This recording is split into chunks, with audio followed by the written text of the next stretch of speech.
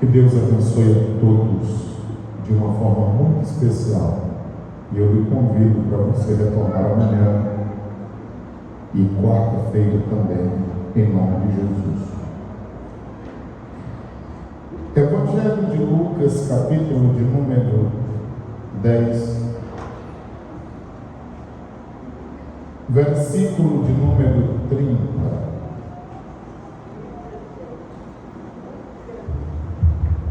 Lucas 10,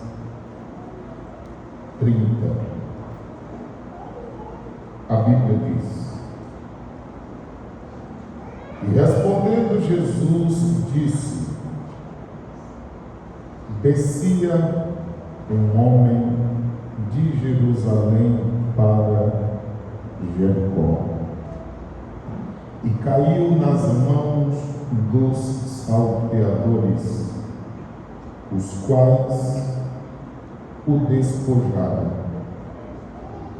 e, espancando-o, se retiraram, deixando-o meio morto. Amém. Baseado neste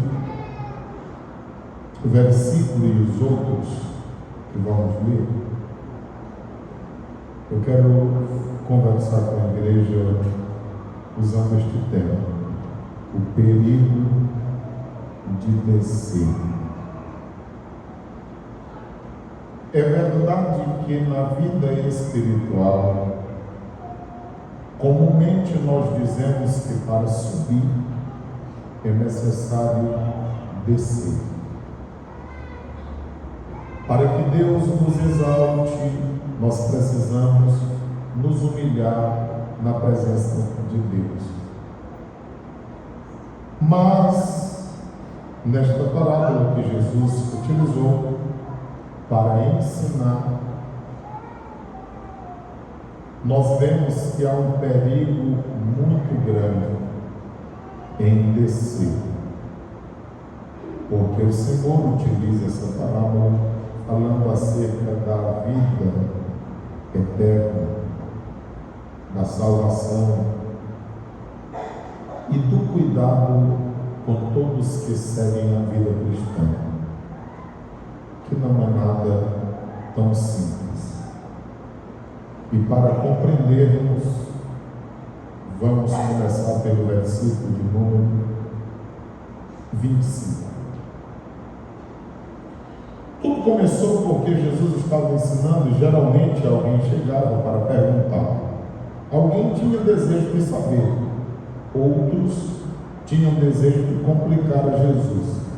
Mas ele, sempre de uma forma muito sábia, simples, respondia a todos, nem que fosse com uma pergunta, mas não deixava ninguém sem resposta. O versículo 25 diz: e eis que se levantou um certo doutor da lei, veja que não era qualquer pessoa, era um doutor da lei, logo precisaria conhecer pelo menos aquilo em que ele era doutor. Tentando, viu a maldade aqui? Ele não perguntou para tirar uma simples dúvida, mas perguntou para complicar o mestre. Ainda hoje existem essas perguntas capciosas que nós devemos ter muito cuidado. Às vezes as pessoas podem estar interessadas em saber, outras elas poderão querer nos complicar, assim como a serpente fez com Eva lá no jardim. Então devemos sempre ter cuidado. E diz que, mestre, que farei para herdar a vida eterna? Mesmo sendo o propósito de tentar a Cristo complicá-lo, mas faz pergunta acerca de um questionamento que paira na mente de todo ser humano inteligente. Todas as pessoas vivas e que estão me ouvindo, e as que não estão também, em algum momento da vida já se perguntaram: de onde eu vim? O que eu sou? O que estou fazendo aqui? Para onde vou depois daqui? Ainda que não tenha feito todas estas perguntas, mas pelo menos uma delas nós já nos fizemos. E eu amo a Bíblia porque a Bíblia fala do passado, presente e futuro. A Bíblia fala do céu e do inferno. A Bíblia fala acerca da vida presente e da vida futura. A Bíblia fala pelo menos sobre tudo que nós queremos e precisamos saber para a salvação. Embora a pergunta tivesse um propósito de complicar o mestre, mas está relacionada com uma pergunta que a humanidade deseja saber: o que fazer para herdar a vida eterna? Versículo 26, Jesus responde: o que está escrito na lei? Como lês? A pergunta de Jesus se é doutor da lei. Pela malignidade da pergunta, Jesus sabe. E ele pergunta: como é que está escrito? E como é que você entende? E eu tenho dito aos irmãos que o Evangelho não é o que eu entendo, acho, penso, mas é o que é. Nós não podemos ler a Bíblia armados de pensamentos outros, a não ser ler a Bíblia e deixar a Bíblia dizer o que ela está dizendo. Nós não podemos acrescentar nem diminuir e nem colocar as nossas razões, necessidades ou carências para fazer a Bíblia dizer o que ela não diz. Por esse motivo, Jesus diz: como é que está escrito? Como é que tu lê? Qual tipo de leitura você faz? Porque vivemos em um tempo onde se quer relativizar a Bíblia Sagrada. E a Bíblia diz que nós não podemos acrescentar nada, nem nada diminuir. dá continuidade e a Bíblia diz no versículo 27. E respondendo ele, o doutor da lei, disse: lá está escrito assim: amarás o Senhor teu Deus de todo o teu coração. Se toda a humanidade tivesse as suas emoções guardadas em Deus e as suas emoções preenchidas por Deus, nós não teríamos a quantidade de problemas emocionais que há no mundo. O problema é que as pessoas querem curar as suas feridas buscando no lugar errado. O texto sagrado diz ainda: e de toda a tua alma. A nossa vida espiritual, se ela estivesse ligada completa e totalmente a Deus, poderia acontecer o que acontecesse. Nós permaneceríamos firmes em Deus. E de todas as tuas forças, ainda que as nossas emoções estejam ligadas a Deus, ainda que a nossa espiritualidade esteja ligada a Deus, mas a nossa vida cotidiana, nossa vida material também, ela depende de Deus. Deuteronômio 8,16 a seguir diz: nunca diga na sua vida que a força do seu braço, a sua capacidade, a sua inteligência foi que lhe deu todas as coisas, porque o homem só tem se Deus der. O texto sagrado ainda diz assim: e de todo o teu entendimento. A nossa espiritualidade, as nossas emoções e os nossos esforços não anulam a razão da fé que temos. Temos uma vida ligada a Deus, não anula a vida racional que precisamos e devemos viver. Apesar de em tudo estarmos ligados a Deus, em nada nesta vida nós nos anulamos para servir a Deus. Agora, todas as coisas que nós formos fazer, nós precisamos, antes de mais nada, perguntar se é do agrado de Deus, se Deus está conosco e se Ele nos ajudará em todo e qualquer processo da nossa vida. O texto sagrado nos diz ainda: e ao teu próximo como a ti mesmo. Se todos nós, antes de agirmos, pensarmos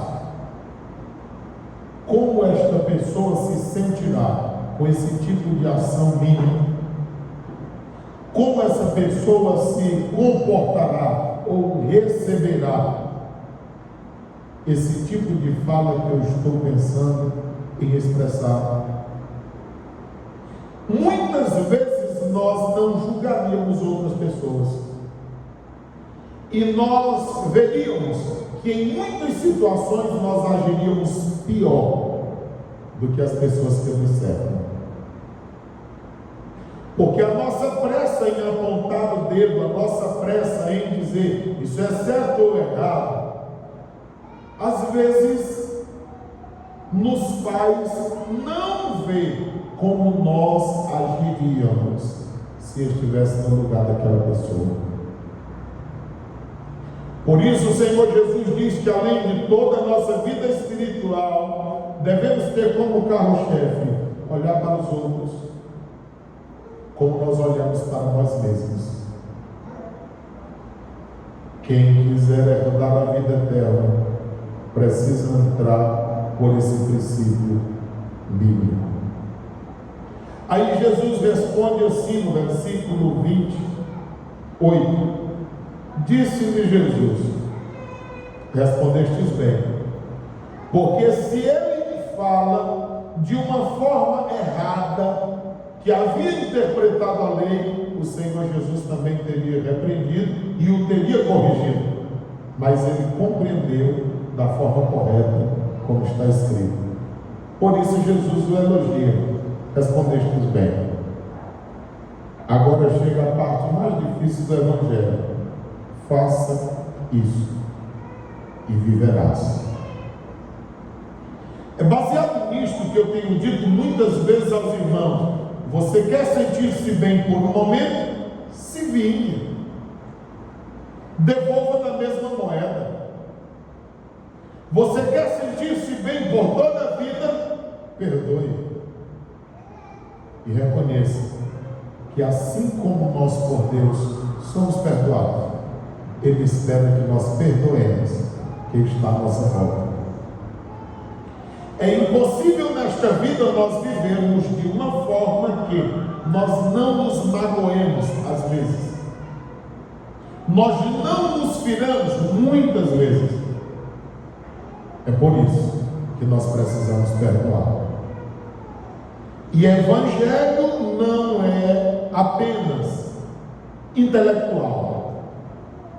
Eu tenho temor que as pessoas pensem, e se isso acontecer, nós teremos prejuízo. Eu tenho temor que as pessoas pensem que evangelho é só discurso, e não é.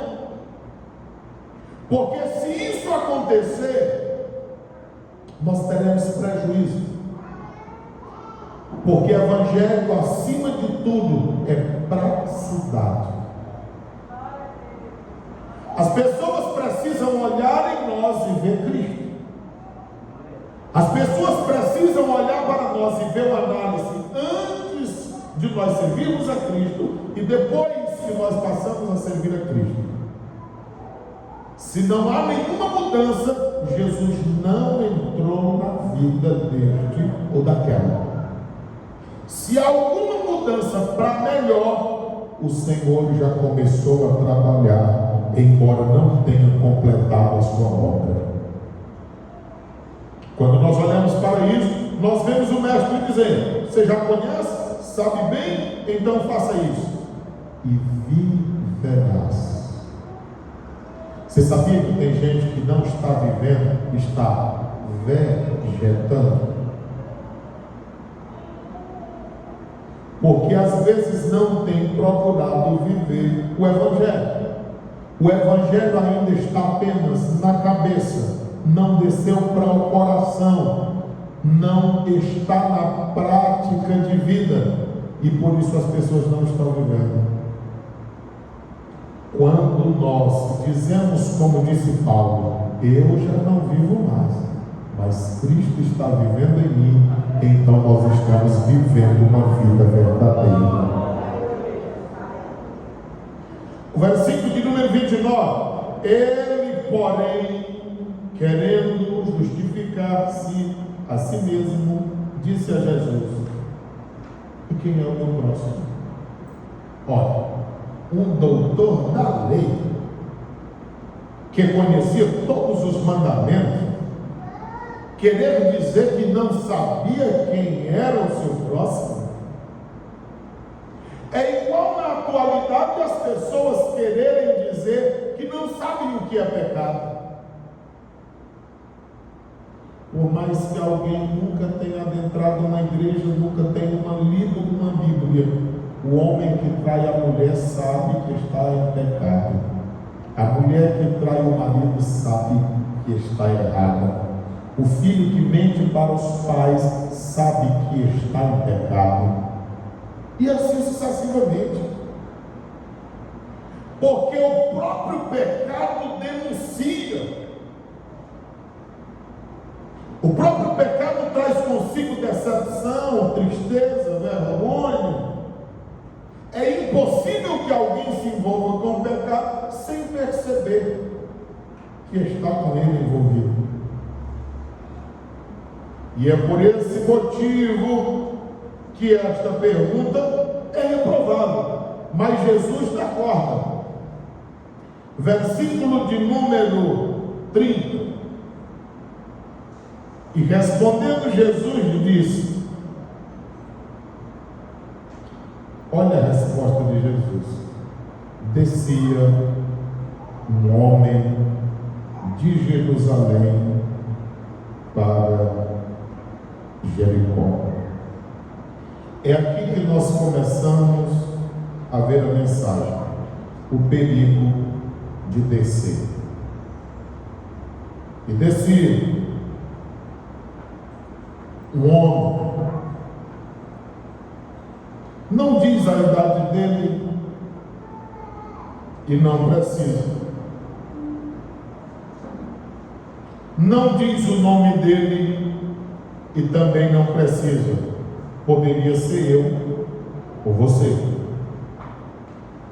E como não tem nome, aqui fica uma advertência para qualquer um de nós que decidirmos descer, saindo de Jerusalém para Jericó. O que é Jerusalém na Bíblia Sagrada? Habitação de paz. Às vezes nós estamos tão bem que nós não conseguimos perceber que bem estamos. Nós estamos em um lugar onde não somente habita a paz, mas a paz habita em nós.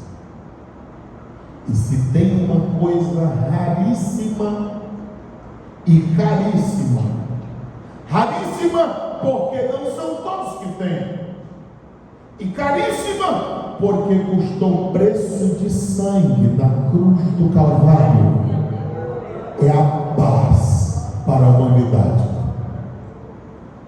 Dinheiro não dá paz, fama não dá paz, pelo contrário, há muitas pessoas no mundo que têm dinheiro e fama e falta-lhes a paz. Eles dariam tudo que têm para terem paz. Parece que cada dia que se passa, abre mais um bar na nossa cidade. Ninguém se espanta com isso. De repente a gente está construindo um templo e alguém passa à frente e diz: para que esse monte de igreja? Ninguém questiona por causa dos bares e prostíbulos. Mas estes locais são para receber e armazenarem pessoas vazias. Quando nós olhamos para o texto sagrado, alguém está descendo de um lugar onde era habitação de paz para Jericó. E o que é Jericó? Lugar das fragrâncias. É uma forma que o inimigo usa para enganar, levando as pessoas a descerem de onde estão, para irem a um lugar de engano. Jericó é lugar de engano. Porque, embora o significado da palavra diga que é um local cheiroso,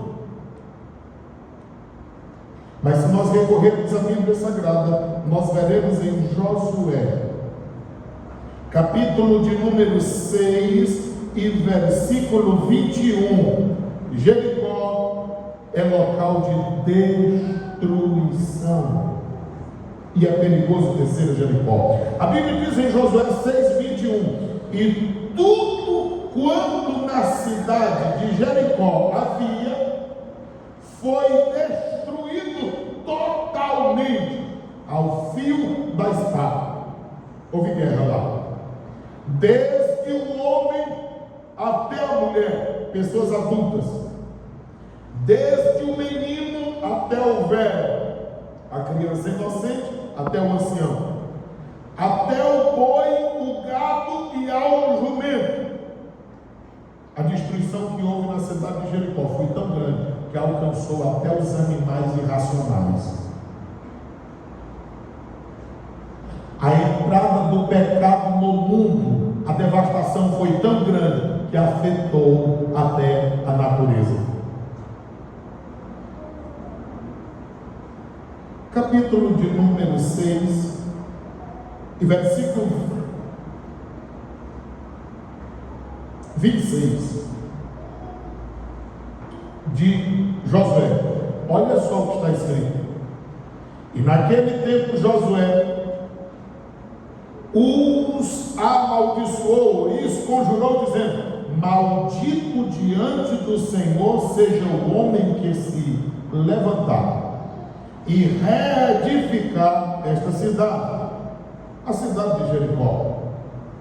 Perdendo seu primeiro filho, lançará o fundamento da cidade, e perdendo seu filho caçula, no dia que ele foi inaugurar a cidade, colocar as portas.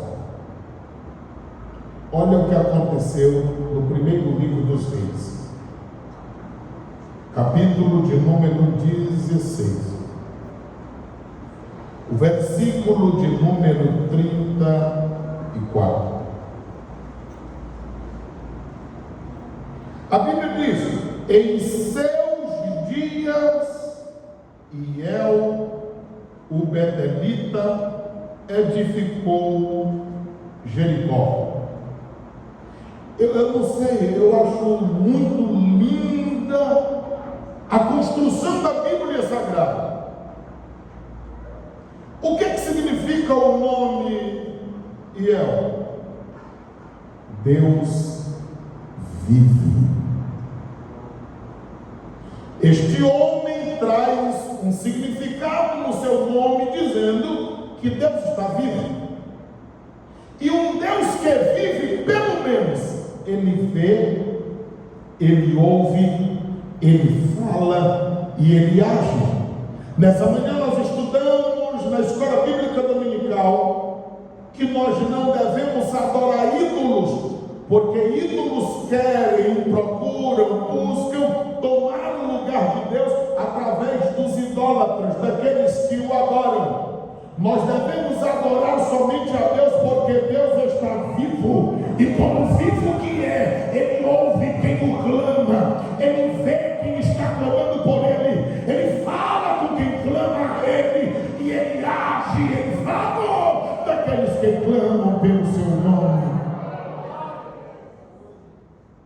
Mas esse homem traz consigo um significado do nome que ele parece deixar passar despercebido. A Bíblia diz assim: morrendo Abirão, o seu primeiro filho, a cidade foi fundada. Que nome tem Abirão em seu significado? Meu pai é elevação. Embora o pai dele tivesse um significado no nome que Deus está vivo, mas o nome dele que vai morrer quando a cidade for fundada, porque um servo de Deus por nome Josué havia dito há muito tempo passado que isso aconteceria. O nome do filho é: meu pai é elevação, ou seja, meu pai é exaltado. Porque se o nome dele está dizendo que Deus está vivo, e o homem de Deus falou lá atrás que quando lançar o fundamento da cidade, o primeiro filho morre, só pode ser uma exaltação. Todos nós que viemos aqui nesta noite, lembrando que Jerusalém é a habitação de paz, quem está na presença de Deus, por maiores dificuldades que tenha, existe paz no coração, existe paz na mente e existe paz na alma. Querer descer de Jerusalém para Jericó é mostrar que Deus está vivo, e como vivo Ele está vigiando todas as coisas. E sair de Jerusalém para Jericó é entender que é exaltação da nossa parte que Ele saiu da presença de Deus. A Bíblia Sagrada diz que, acontecendo aquilo, o outro filho, morrendo Segube, seu último filho, pois as portas, conforme a palavra do Senhor que falara pelo ministério de Josué, filho de Nun. O que significa Segube? É exatamente isso: exaltado. A palavra se cumpriu cabalmente, como falou Josué. Você sabe o que significa Josué? Deus é salvação. É o mesmo significado do nome Jesus, do nome José, do nome Oséias, do nome Josué. Deus é salvação. Ou seja, se eles ouvem a palavra que foi dita por Josué, eles estariam a salvos. Como eles não ouvem a palavra do homem de Deus, eles seguem apressadamente rumo à morte, porque Jericó é lugar de destruição e morte. Sair de Jerusalém é ir em busca de destruição e morte. Pelo amor de Deus, é um perigo sair de Jerusalém. É um perigo descer. Evangelho de Marcos, capítulo de número 10, versículos de número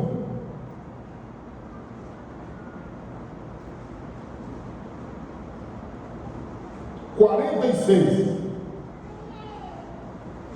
Marcos 10, 46. Depois foram para Jericó, e saindo ele de Jericó com seus discípulos a uma grande multidão, Bartimeu, o cego filho de Timeu, estava sentado junto ao caminho mendigando. Jericó é lugar de doença e de enfermidade. O ser humano era para ser o vivente mais inteligente, mas às vezes age como se fosse o mais ignorante. Como é que eu estou no lugar onde habita a paz, e a paz habita em mim, e eu decido descer para me encontrar com destruição,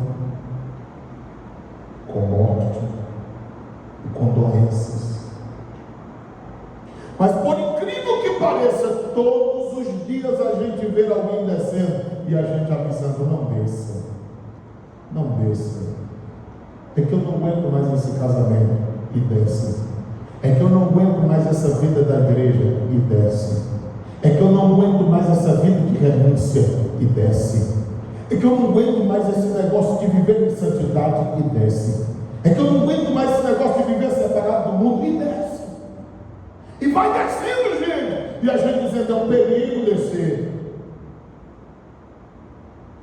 Mas também descer é uma decisão. E nós não podemos empatar a decisão das pessoas, porque as pessoas são livres para decidirem. Elas só não são livres para escolherem o fruto das suas decisões. O texto sagrado diz-nos em Lucas, capítulo de número 10, que descia um homem de Jerusalém para Jericó e caiu. Se de repente alguém está andando plano e cair, é uma coisa, mas alguém está descendo e cair, a queda no mínimo feia. Você já ouviu dizer que para descer qualquer santo ajuda? Esse moço está descendo de Jericó e caiu, mas não caiu de qualquer forma, ele caiu nas mãos dos salteadores. Às vezes nós estamos no lugar onde habita paz e a gente não valoriza. A gente decide descer, mas é descer e cair. E infelizmente nunca se cai em locais bons. Geralmente se cai nas mãos de quem quer tirar-nos aquilo que um dia já tivemos. Eu tenho dito constantemente que nós não precisamos de muita coisa para incomodar as pessoas. Nós só precisamos ter paz. Se você viver uma vida sossegada, já é o suficiente para alguém se incomodar com você. E quem mais se incomoda com a nossa paz é o adversário das nossas vidas. O texto sagrado nos diz que caiu na mão dos salteadores, os quais o despojaram, tiraram tudo que ele levava naquele dia.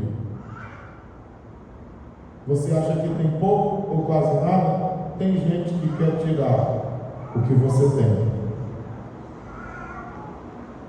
O texto sagrado diz que o despojaram, mas não ficaram felizes, o espancaram.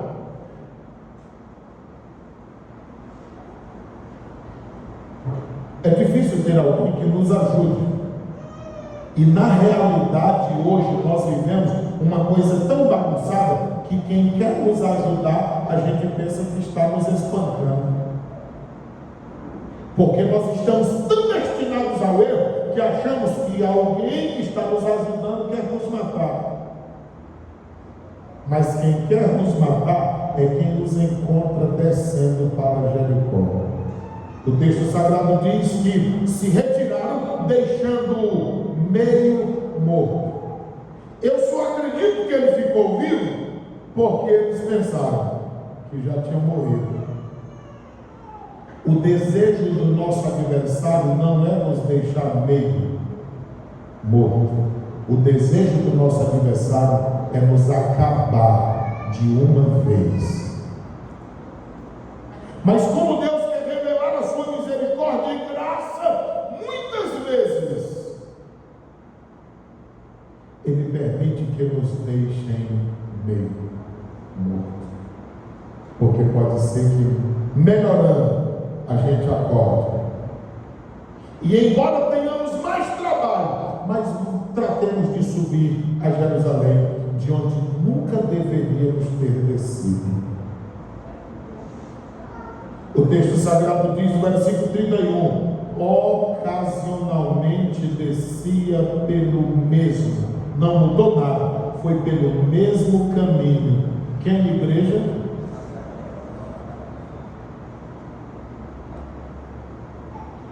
Enquanto aparentemente e naturalmente descem pessoas, até que a gente vai dizer que entende, mas o sacerdote, que é o responsável em levar as aflições do povo a Deus, também descendo, e pelo mesmo caminho, não mudou nada. Infelizmente, há pessoas que conhecem muito acerca de Deus e que já conheceram muito até ao próprio Deus, mas achou que a sua vida de conhecimento não era tão importante e foi se acostumando. Eu digo sempre que é um grande perigo nós nos acostumarmos,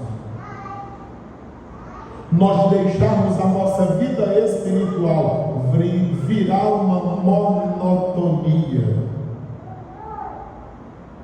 deixar que a nossa vida espiritual seja algo vivido assim, roboticamente. Irmão, quem conhece a Cristo deve chorar por Cristo todo dia. Quem conhece a Cristo deve ler a palavra de Cristo todo dia. Quem conhece a Cristo deve se relacionar com Cristo todo dia. Quem conhece a Cristo deve desejar se aproximar de Cristo todo dia. Porque quem está buscando estas coisas verá que todo dia Deus tem coisas novas para nós. Deus tem experiências novas para nós. Mas se nós nos afastarmos dele, isso virá como qualquer coisa. O mesmo caminho que um certo homem faz, o sacerdote faz. Pior que isso, o texto sagrado diz assim: e vendo, passou de largo. Olha, ele já estava baleado também. Versículo 32: e de igual modo também o levita. Está descendo um homem, está descendo um sacerdote, e agora está descendo um levita, que quem sabe daqui a pouco poderia suceder aquele sacerdote, mas estava todo mundo com a vida bagunçada.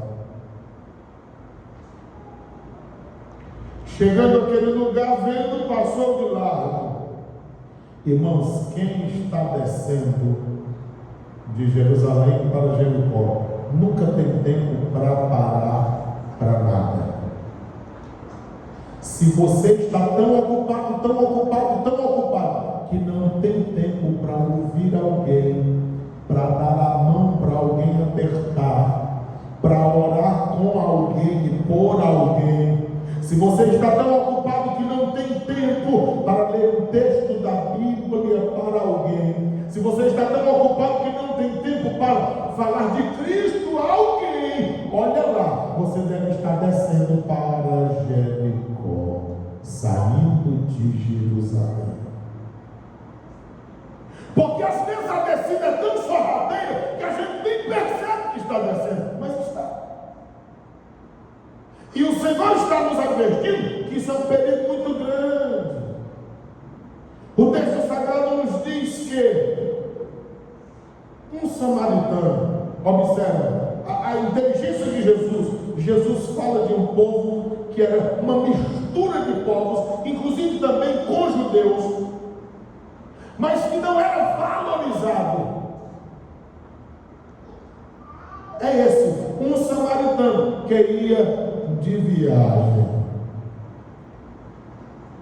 Irmãos, nós não somos daqui, nós não viemos para morar daqui. É por isso que o mundo não nos valoriza. Nós estamos tais quais aquele samaritano. Nós estamos aqui só de passagem. Nós somos forasteiros. Nós não somos daqui. Nós estamos só de passagem. Mas nós vamos seguindo a nossa viagem. Não vamos olhar para o que está de um lado, nem para o que está do outro, nem para trás. Vamos seguir a nossa viagem. Olhemos para Cristo, que é autor e consumador da nossa fé. É porque eu queria ser valorizado, é porque eu queria ser visto. Nós somos só viajantes, nós não seremos vistos aqui e nem observados aqui. Nós poderemos até ser perseguidos e desprezados aqui, mas quando nós chegarmos na nossa pátria, lá será totalmente diferente, e é lá que nós viveremos eternamente. O texto sagrado diz que ele está indo de viagem e chegou ao pé dele e vendo, moveu-se de íntima compaixão. Olha o que eu falei no começo. Ele chegou perto. Porque há situações que, se nós não chegarmos perto, nós não as valorizaremos. Alguém está morrendo do nosso lado, mas como a gente não aproxima, a gente acha que é besteira, ou a gente nem se apercebeu que de fato está acontecendo e que é tão sério. Chegou ao pé, diz a Bíblia Sagrada, e vendo. Porque enquanto não se vê, parece que as emoções não são alcançadas. Enquanto se está ouvindo, enquanto se fala sobre algo, alguém não viu? Ah, então, observe que Tomé diz, eu preciso ver, e tem mais, eu quero tocar também. Ver, moveu-se de íntima compaixão. Uma das palavras mais fáceis de interpretar o que é íntima compaixão é exatamente você sentir a dor do outro como se fosse você mesmo. Como você gostaria de ser tratado se você tivesse descido de Jerusalém para Jericó e tivesse apanhado, tivesse roubado tudo que você tivesse te deixado meio morto? Como você gostaria de ser tratado? É desse jeito que Deus quer que você trate quem está descendo de Jerusalém para Jericó. Às vezes, pensando nisso, tentando cuidar de alguém, eu já ouvi assim: o Silvio apoia tudo quanto não presta. Não é que nós apoiamos, é que nós estamos de viagem e tem gente que já apanhou tanto descendo de Jerusalém para Jericó que não aguenta mais nem um cascudo. Então tudo que a gente pode fazer é aproximar, mover-se de íntima compaixão e tentar fazer alguma coisa. Eu sei que há necessidade da correção, eu sei que há necessidade de ser chamado a atenção, mas isso terá o tempo certo. E às vezes até a nossa ação em cuidar já é uma lição enorme. O texto sagrado nos diz, amados, no versículo de número 34, que aproximando, atou-lhe as feridas. Tem tanta gente ferida, e se aquele moço estava ferido no couro, tem gente ferida na alma, no espírito, nas emoções, no coração. Somente a sensibilidade do Espírito para nos ajudar a compreender e ver as feridas que não são visíveis.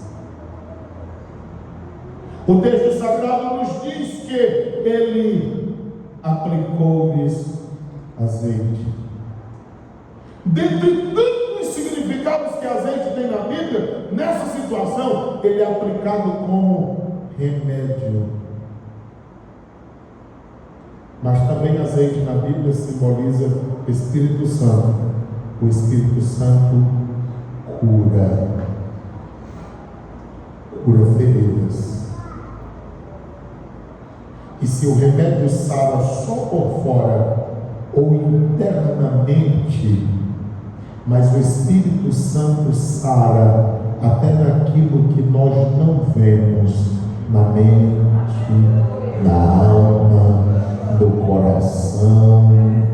O nosso desejo é que todas as pessoas que nos ouvem sejam saradas pelo azeite do Espírito Santo de Deus.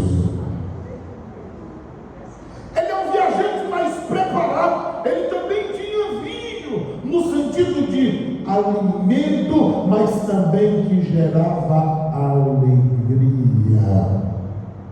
Alguém que está como estava aquele samaritano, somente uma obra do Espírito de Deus para sarar-lhe as feridas e para ter alegria em meio a tanta dificuldade. Assim toda a humanidade entendesse isso, é só o Espírito Santo que cura feridas verdadeiramente e que dá alegria de verdade. Porque está escrito em Romanos 5 que o Deus de paz dá tranquilidade, de forma que temos paz com Deus através de nosso Senhor Jesus Cristo. E que a tribulação produz a experiência, e a experiência a esperança, e a esperança não traz confusão, porque o amor de Deus está derramado no coração da igreja pelo Espírito Santo que foi dado a cada um de nós. Então deixa o Espírito de Deus derramar este amor no teu coração através do azeite e promover a alegria que tanto nós queremos, precisamos, desejamos. E sem o Espírito Santo nós não teremos alegria verdadeira e permanente. O texto sagrado nos diz ainda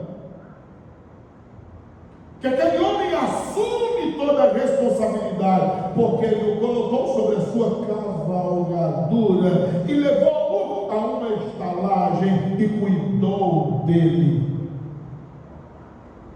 Há muitas situações na vida que ou nós assumimos a responsabilidade ou nós não teremos como reverter situações. Quando ele põe um homem que está bem morto, tratando-lhe as feridas, aplicando remédio, dando-lhe vinho, ele está olhando para aquela situação e está dizendo: ele está meio morto, ou eu decido alguma coisa, ou ele não viverá por muito tempo. Há pessoas esperando por uma decisão sua, porque às vezes Deus diz: vai e fala do meu amor, leva azeite e vinho, eu já te dei, está na bagagem, tu é um viajante, tu não estás descendo de Jerusalém. Mas a pessoa fica dizendo: será que é Deus que está falando comigo? Aí Deus torna a falar de novo: vai lá, leva azeite e vinho. A pessoa está meio morto, espera aí, eu vou esperar ele falar. Quem está meio morto já está inconsciente, o pecado já amorteceu a sua consciência, já entenebreceu o seu entendimento, não vai clamar por socorro. É você que tem que chegar perto, que vê a situação e tem que ser movido de íntima compaixão e assumir a responsabilidade e fazer alguma coisa.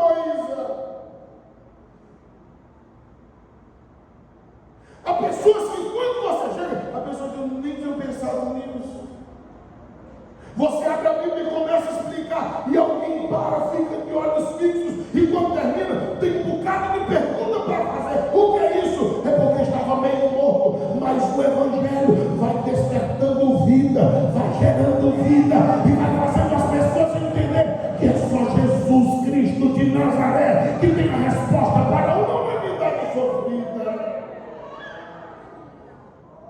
texto sagrado nos diz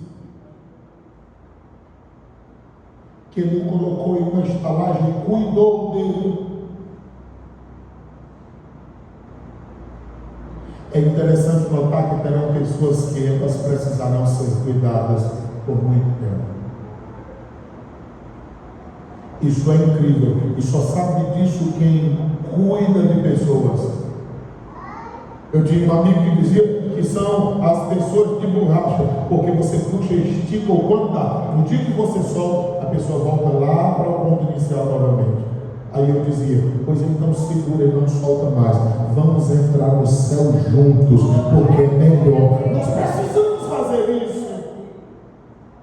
O texto sagrado diz, no versículo de número 35, e partindo ao outro dia, tirou 2 dinheiros e deu ao hospedeiro e disse, cuide dele. E tudo o que demais gastares tu pagarei quando voltar.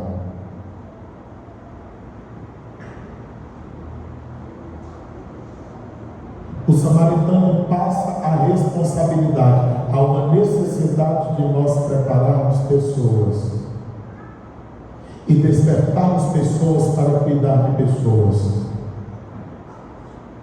porque Jesus já nos deu o suficiente para assim fazermos. E qualquer coisa que nós investirmos nessas pessoas, mais do que o que nós achamos que temos, Deus haverá de um dia retribuir todas as coisas. E ainda que Deus nada nos dê, não tem nada mais gratificante do que alguém olhar para a gente e dizer, eu só estou aqui porque na hora que eu mais precisei, você me deu uma palavra, você me estendeu a mão, você aplicou azeite e vinho. Você lembra quando você me disse, ou alguém comentou que você me colocou na sua cavalgadura? Eu ouvi dizer que você se preocupou em pedir alguém para cuidar de mim. Eu soube que você investiu. Amado, não há nada mais gratificante do que isso, do que alguém chegar e dizer, eu sei que Deus usou a sua vida para cuidar do meu casamento, eu sei que Deus usou a sua vida para me firmar na casa do Senhor. Isto já é uma grande recompensa. É Silvio, e se alguém não reconhecer, nós não precisamos de reconhecimento, nós precisamos é ajudar quem está caído.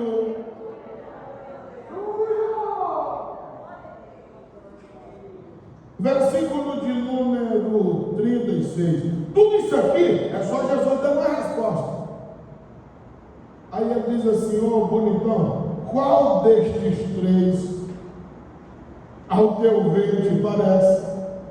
Foi próximo daquele que caiu nas mãos do salteador?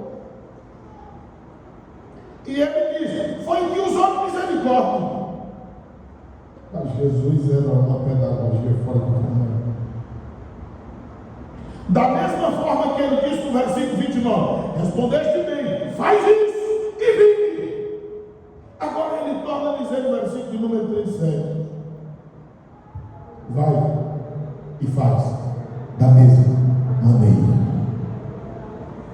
E não adianta a gente pregar e ouvir, a gente ser ensinado e aprender e não fazer. Não adianta a gente dizer, eu sei, eu entendo, mas que está fazendo, não. Não adianta esse negócio da gente ter conhecimento, encher a mente, encher o coração e nada realizar. Você quer ter vida eterna? Faça isso e viva. Você já sabe quem é o seu próximo? Então vai e faz dessa maneira.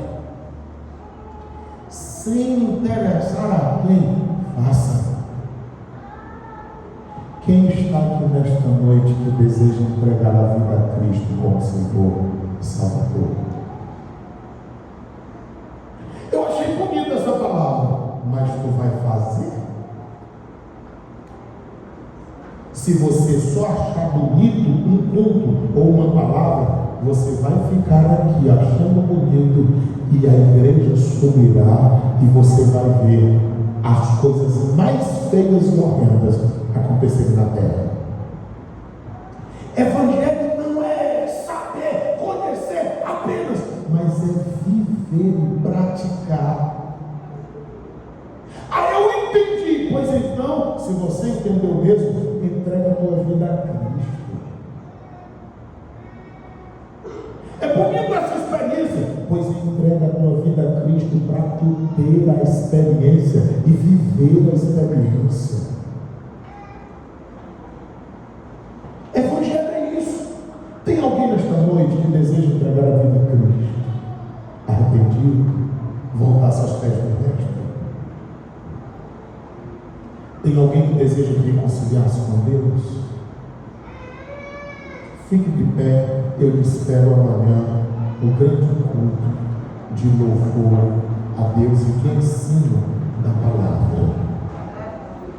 Pai querido e eterno, eu quero te pedir uma bênção especial em favor da tua igreja. Assim como aquele doutor da lei do Senhor disse, vai e faz do mesmo jeito, vai e faz assim, eu estou ouvindo teu Espírito dizer a nós, faça o que você sabe, faça o que você aprendeu, porque o Senhor não está pedindo a nós o que nós não sabemos fazer, e nem está pedindo o que nós não podemos fazer. Se alguém canta, então cante para Deus e deixe Deus trabalhar. Se alguém ler a palavra e ler para Deus, leia para alguém, porque o Espírito se encarregará de interpretá-la. Se alguém só sabe convidar para vir o culto, pois convide, que o Espírito se encarregará de conduzir as pessoas. Faça o que te vier à mão para fazer. Só não permita que quem desce de Jericó, e ele desce de Jerusalém a Jericó, e cai no caminho e está quase morto, morra lá, mas estenda a mão e faça alguma coisa, porque há azeite na tua bagagem, e há vinho na tua bagagem, e tem gente necessitando de azeite e vinho. Tem alguém necessitando de atitude para que possa ressurgir das cinzas. Pai querido e eterno, olha para a tua igreja, para os amigos, para todos quanto aqui estão. Dá a tua graça, leva-nos em paz, dá-nos uma noite em tranquilidade e protege o nosso local de descanso. Se voltares esta noite, queremos nos encontrar contigo. Permaneça conosco, que a graça do Senhor Jesus, o amor de Deus, o nosso Pai, a comunhão e as santas consolações do Espírito de Deus seja conosco não somente agora, mas sempre.